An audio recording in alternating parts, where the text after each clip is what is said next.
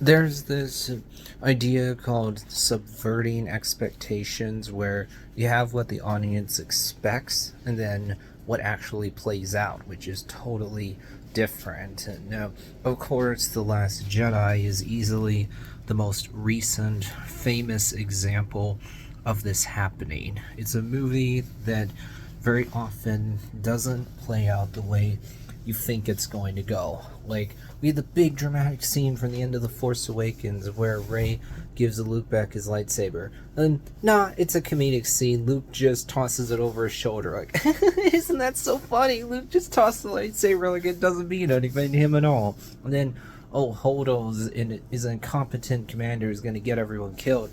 No, she actually does have a really good plan. Finn's going to sacrifice himself to save everyone. Nope, Rose stops that from happening. Well, Snoke is this big villain that's really important. Nah, he's just dead. It doesn't matter. Rey's backstory. Not important. Who cares? She's just nobody. Here's the thing. Subverting expectations is not inherently a bad thing. There's a right way and a wrong way to do it. I think this movie is an example of how to do it wrong. Because I would say that just subverting expectations for the sake of subverting expectations isn't a good thing.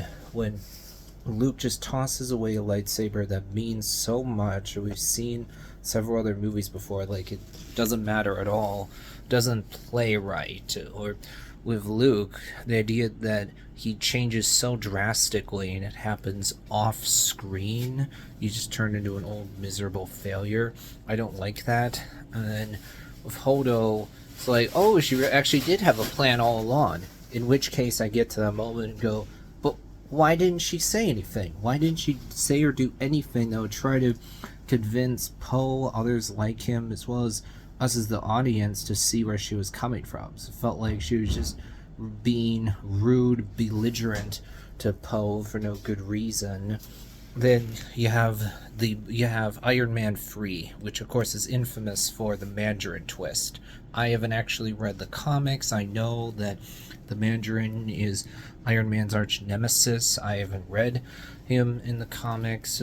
The problem with the twist, I would say, is not that they did something different, really, or that they changed the Mandarin. The problem is that you traded out a more interesting villain for Aldrich Killian, who's a pretty boring, generic villain.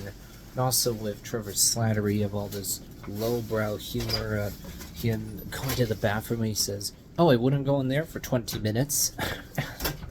Then the other big example I can think of is the ending of the original Matrix trilogy with the Matrix Revolutions. Now, you might think, how does this subvert expectations? Well, I'd say it does, because the whole trilogy is building up to humanity defeating the machines and being free. But then you get to the end of the third Matrix movie and it tries to make you think that this is a big victory. Yes, we did it. We beat the machines. Except that's not actually what happens. That's not actually the way it plays out. No, humanity's actually not free. They're just not being hunted anymore. So I would say that's subverting expectations, because there's a way you think the trilogy is going to end and then the way it does end, which is disappointing.